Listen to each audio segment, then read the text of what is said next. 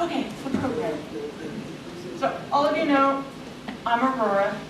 But I don't know if you know my background. I was born in San Diego. I was in California, raised in Santa Barbara. I learned to sew at 8 years of age by my mother's best friend, and my first project was a purple Hawaiian muumuu. And I love that dress. And then another friend of my mother's had a Singer featherweight, and I don't know what I sewed, but I was a sewing fiend. By the time I was in 7th grade, I was in home ec, made all my clothes throughout high school. I took tailoring classes, you know, all of it through college, and then wanted to learn to quilt, but couldn't find any quilting classes. Finally found one in 1985 in San Diego at a college.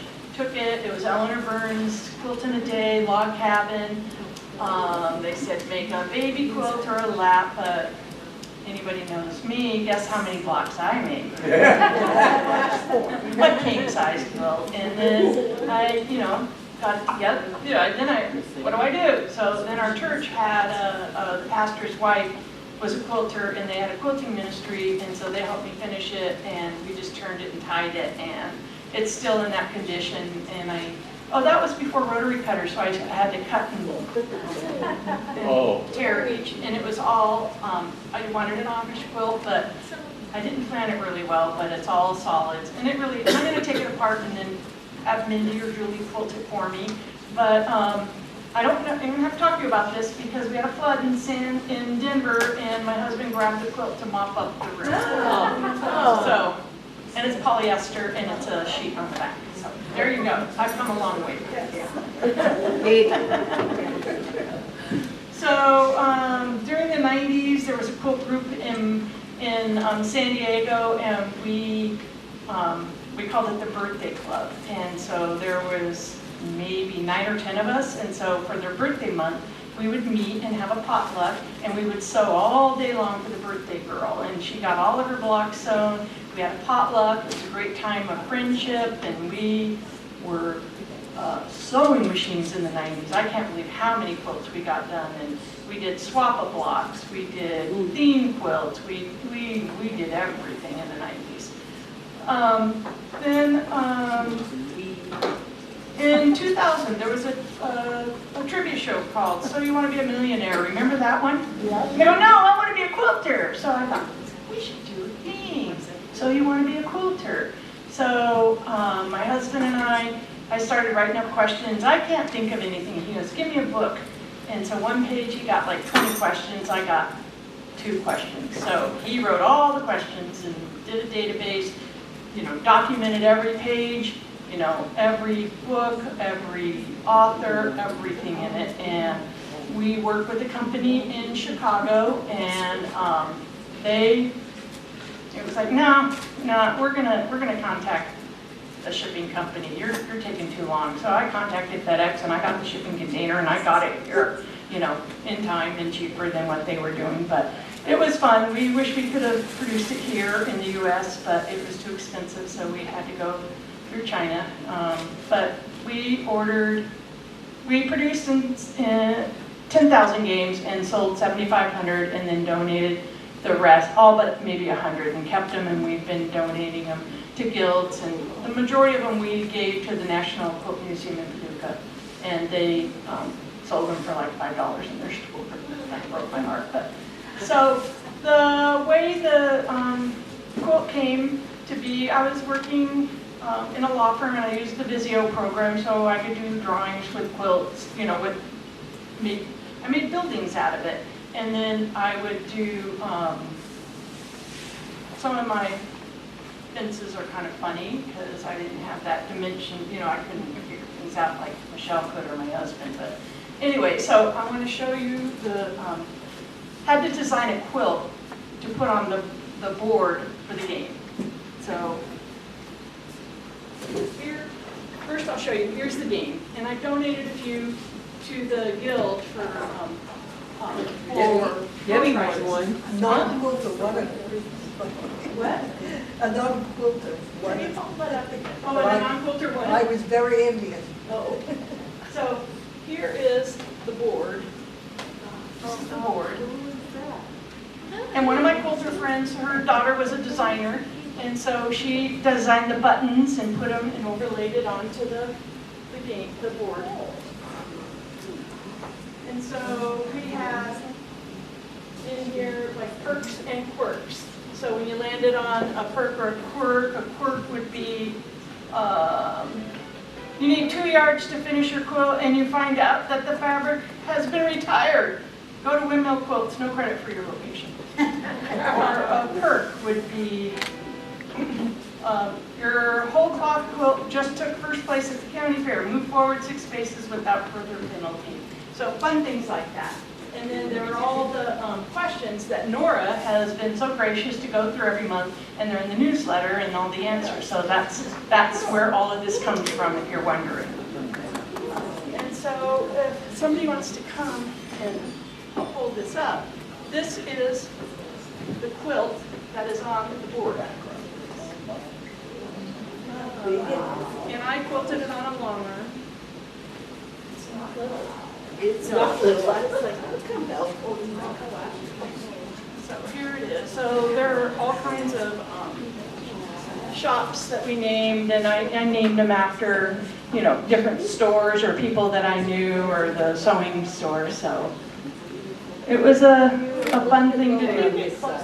We need, we'll put a little bit more. We need a taller person. Yeah, right there. Do you mind, Mike? No problem. So we can get the whole quilt, Joe. You're a little. You're all Joe? If I get all of these. There we go. Yeah. There you go. Okay. Oh my gosh. Wow, beautiful. Okay. I thought I was going to get rich and retire. No, but it was fun. It was something that if we never did, you would always wonder, and so, you know, we did it. So that was a lot of fun. So we went to, I got to do Houston and Quilt Market and the show. Did Minneapolis, the Quilt Market.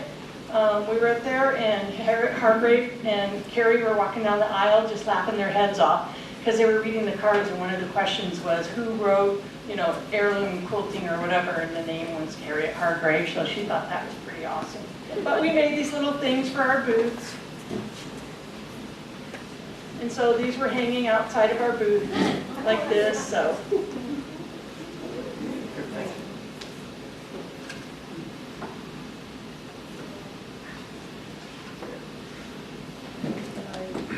So we called it, it was a shop hop, because you were shop hopping around the board. Oops, if you can grab that. And I was living in Idaho when we had started it, so hence the Northwest theme.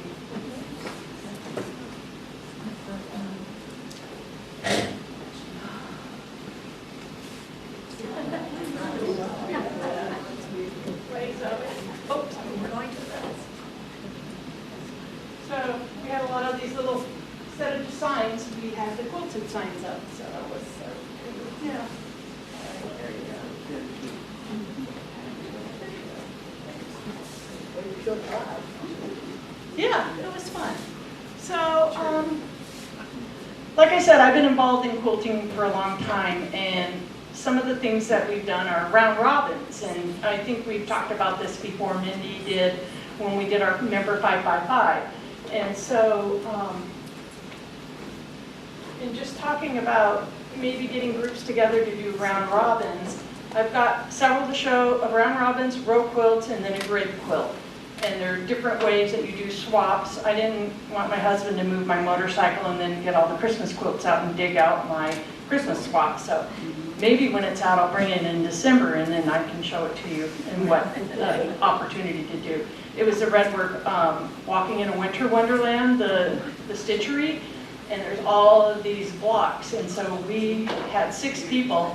They chose a star block that came in different sizes, and they had to make like 30, well, for 6 people, 36 of those blocks, and then we swapped them. So since then, one friend has passed away, so it's precious when you pull it out and I can see the blocks that she's made. So it is kind of a nice thing to share with friends.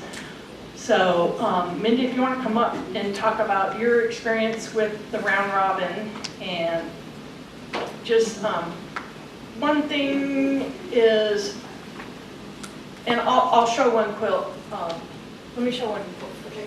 So I was in a round robin, and it was with somebody who wasn't a very good quilter, and so I had to tear it apart and do something different with it. I was really disappointed, and so when you're planning a round robin, you want to make sure that you're in the same sewing skill level. Like, I don't think Jean Roth would pick me to be in her group because my points aren't quite perfect. But Cynthia would be, she'd let me be in her group. Because we're about the same, right? Yeah, we're the same. We talked about it on the way over. But do you guys understand what I'm saying? It's not hurtful. It's just you want a product that you really want. So, but I'm happy with this one. This was made in the 90s, and it comes out every Thanksgiving. So it's fun. This is the round robin the first one that I was in, we actually had a special exhibit at the Madison Quilt Expo. So all 6 of the quilts were on special exhibit. There were 6 people. We set our own rules. I handpicked all of them, so I knew we were all at the same level. And the way that ours worked, and it's huge if somebody wants to hold it up. You made your block, and that's it. You made your center block, and you never saw your quilt again until it was done. And we had those real pretty boxes from Joann's with and we all just happened to show up with a pretty box. We never said let's do it, but we did. And then you put something in that box, not fabric, but for me, I lived in a log cabin on the lake, and I said I'm going to put this in a room that we called Bear's Den. So that's my history, that's it. So the first month we said, take this block, you passed it to the left, and we all had assigned seats so that we never forgot who we're supposed to be passing it to. Pass the box to the left, take that box home, and add a 4-inch border that has something to do with squares. So that's what this is right here, a 4-inch border with squares. Then we all came together, and when my block was shown, I had to leave the room, and I could just hear everybody go, oh! And everyone's quilt was totally different. We had one woman who, her center square looked red, and she said, I know this looks red, but I don't like red. Please don't return me a red quilt. Okay. So the next month, the challenge was to set it on point. So we had to have 6 people who could do math, because when you set something on point, it's no longer an even number. So the next month, somebody did this part right here, setting that block on point. The next month was log cabin, and I just happened to live in a log cabin, so that was perfect. But the lady also knew that I was going to put it in a room called the Bear's Den. So she put log cabin blocks as bear paw. So pretty cool. The next month was to add a border with stars. And that was this border here. And it gets bigger, so month 1 you might only take 1 week and you join up again. But by the time it's getting that big, you might take 8 weeks before you get back together, because you really have to do a lot of math, adding your own fabrics to it, because that's not what's passed in the box. And then the last month was something to do with triangles. And my person got a little bit overwhelmed, so all she did was add a border on each end of triangles. And then I added the outer border because it wasn't big enough to go on a bed. So are you working on one other person's quilt the whole time? You work on everybody's quilt. Oh, everything. So every month when we came together, we sat in our assigned seats and shift the box to the left, open it up. It's like, okay, and then we would say, okay, what do we want to do this month? What do we want to do? Well, we haven't done anything with stars. Okay, let's do stars. No rules, no sizes, whatever. Some of us had EQ and could work on that and design it. Some people used graph paper and drew it out. I'm sure people were making sample blocks and saying, oops, that didn't work. And if it doesn't quite work, you can add a little spacer on the ends or a cornerstone or something like that. But getting people that are all at the same level, that's key. And that's just one of the round robins that we did. Well, and you put, somebody was leftover. You can put leftover fabrics, but you don't have to supply the fabric for yours. When you make, in this case, when we made our center blocks, you're only making one, so do something fantastic. You're only making one block, you don't want to make a 9-patch or something. And you can say, this is my favorite color, or something like that. That one, let me see what's in it. No, it's not. That one's 80-20, Hobbs 80-20. So who picks out the color? Do you have color? No, So how so did everybody get the colors that they wanted? totally up to, And you have to have people that are just as dedicated as you. Right. absolutely, I can see absolutely. it starting. And it doesn't have to be 6 people. You could say 4 people or 3 people, and we want to do a wall hanging for Valentine's. So let's start now, November, December, January. And you've got 3 people doing it, and a center, a round 2, and a round 3. If anyone's interested in doing something like that, I don't think I can participate because I'm a snowbird and I wouldn't be around in the summer months, but I would be happy to meet with your group and help you come up with ideas for doing a round robin. Any other questions online? And then nobody sees it. It stays there until the end. So nobody sees it. We did it with the dolls.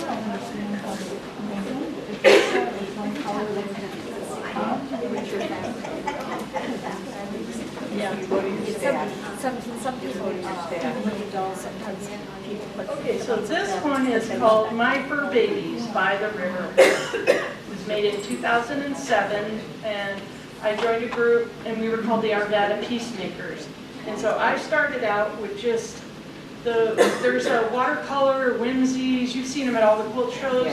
And so I got one, and it had, I think, a black lab. So then I made another one and made a border collie. So then we had the border collie and the black lab.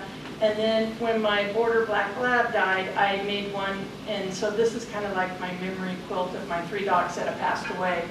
But they were alive when the quilt was made and passed around. And so this is,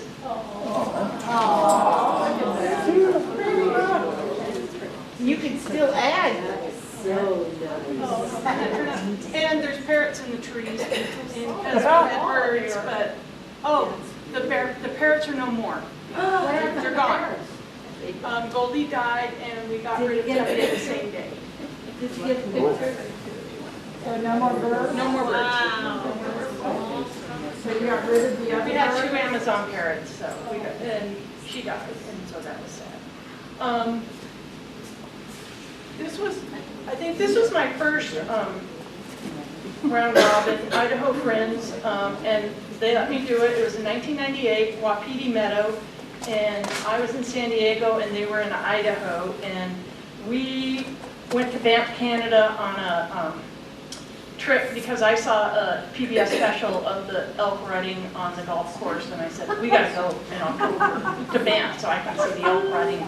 So we did, and it was amazing. We got some pictures of the elk, and then I took a little projector and went into the garage and projected the picture onto the wall and drew it and got the applique of the elk for the center. Wow. Somebody take a picture. Okay, Joe, come home. It's okay. And so this was shipped back and forth, and I participated. So you can, if you're, well, mail is so expensive anymore, but you can do it. And they had, rules of what was next, an applique or whatever for the borders. They are. Oh, so that's the color We have done a couple of round robins in this guild, I think it was back in the 90s. And I think people were not that happy about the first experience. So the second one, they said, let's send some fabric along with it.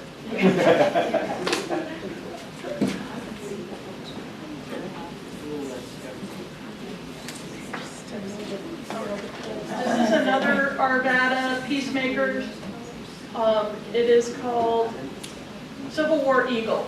And Lori Smith, it's funny, I've been collecting her patterns. You know who Lori Smith is. She's the one with all of the patterns, and she's got the jewelry at the show. She's been at AQS, fun lady. So this is the Eagle quilt, and I'm very, very happy with this one.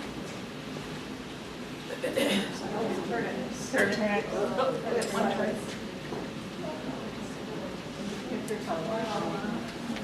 You don't make small quilts, do you? I don't do anything. She's an overachiever. Yeah, you should do that. And I sent on fabrics, and I sent a lot of the 9 patches that I had, and so it made it easy for some.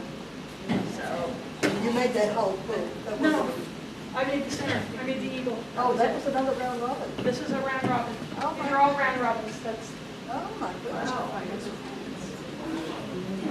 They left your colors. highlighting red, Civil War. So up in Idaho, we did a row quilt. And the row quilt, I call this Fall Memories. Circle of Friends in Idaho, and it was in 2002. And the row quilt is, instead of starting with the square and going around, you do different rows. So I had this panel, and I cut it out and did buttonhole stitches and did it kind of fun and did a fun row, and then people went from there with it. And this is a fun fall quilt that I hang every year. And it's really long.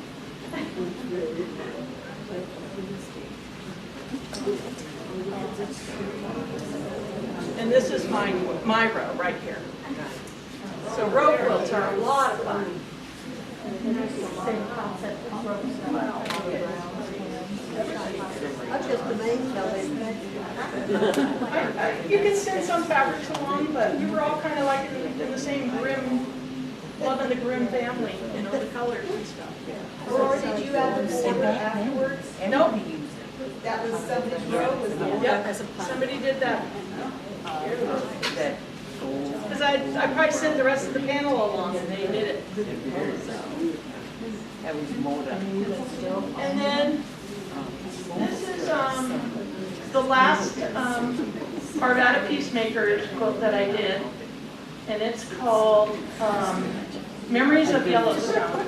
And then this took 18 months because it was so hard. A mathematician, math major, came up with it, and it's called a grid quilt. And she gridded out different size blocks and said, okay, here's an 18-inch, here's a 6 by 24, here's a 6 by 6, here's a 10 by 10. You can pick 3 blocks, a big, a medium, and a small, and you make those and then check them off the grid, and then it goes to the next person. And I've never participated in another round robin type of challenge again because this did me in. But everybody was so perfect, I didn't even try and square anything up. I sewed them together and it was perfect. And mine was the nicest. So I like mine best. Because we've gone to Yellowstone, so it's everything that was in Yellowstone. And even the backing is Yellowstone fabric. But somebody did trees, somebody did Christmas, somebody did 30s, samplers, you know, they had themes, and mine was the best. Well, when you see it, we're gonna go green. You're gonna agree. So here's the. They look like this, like that.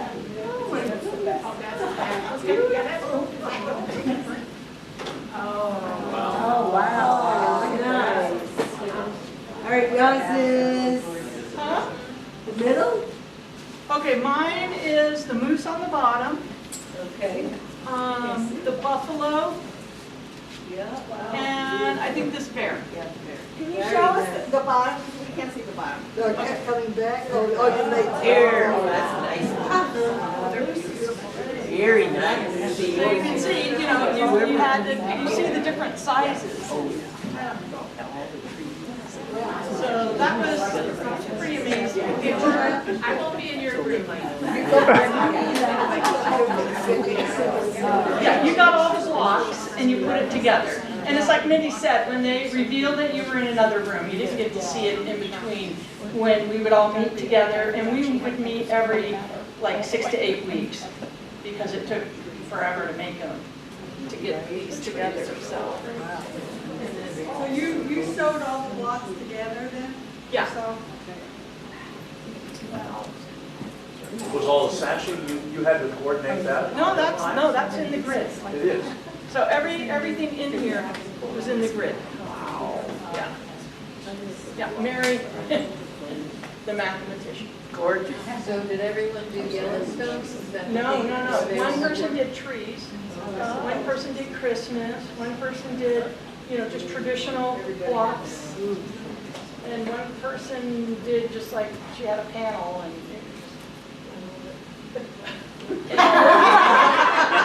Tell us how you really feel. I mean, and people were like, oh my God. So I sent some books along with it.